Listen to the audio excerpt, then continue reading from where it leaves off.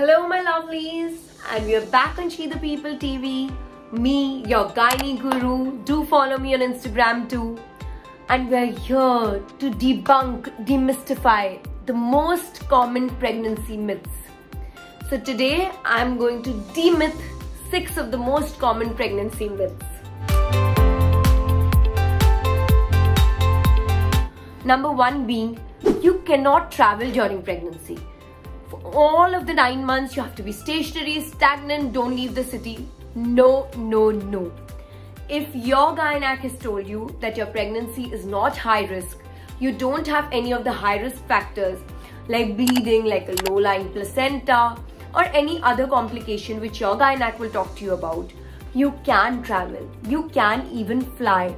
So talk to your doctor, and if she allows you to travel, it's absolutely safe.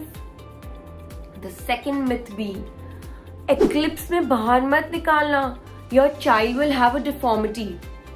So, Surya Grahan ho ya Chandra Grahan ho, you can tell all your Dadi Maas and Nani Maas to relax, because that is not true. If you're superstitious and you don't want to do it, that's completely your call. But scientifically and evidence-based, nothing's going to happen to your baby. So be rest assured and do what you have to do.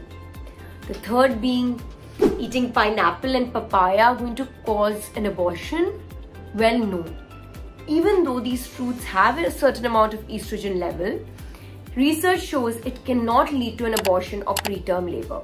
But then again, because it does have estrogen content, if you want to give it a skip, it's perfectly your call. The fourth one, which you will be excited to know, you cannot have sex during pregnancy. You can. Yet again, there are different types of complications in pregnancy. If you have one of those and your doctor has asked you not to have sex, then refrain.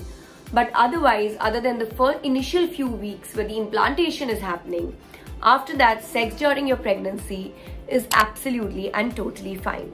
So now, coming to the fifth one, something which is very important for us Indians. The woman is often blamed for a baby which is a girl. So a woman is blamed for having a girl child. I don't even want to get into that conversation about how bad it is, but for the information, for the record, a boy child comes from an XY chromosome and a girl from an XX. A woman only has X chromosomes. So what I'm trying to say here is, whether it's going to be a girl or a boy comes from the genetics of the male partner, the husband. So next time you're blamed, your sasuma or your husband is trying to tell you, Beti is your fault, firstly fight for it, and secondly tell that it's not your fault. And then of course, coming to the sixth point, that you always have to eat for 2, not necessary. So depending on your BMI and the amount of work you do, your doctor is going to tell you the extra amount of calories that you need. So you don't need to go on putting on weight. If you are a normal BMI, you only have to put on around 11 to 12 kgs in 9 months. So stop hogging unnecessarily, eat how much ever you want to. And another very important fact, morning sickness doesn't always happen in the morning.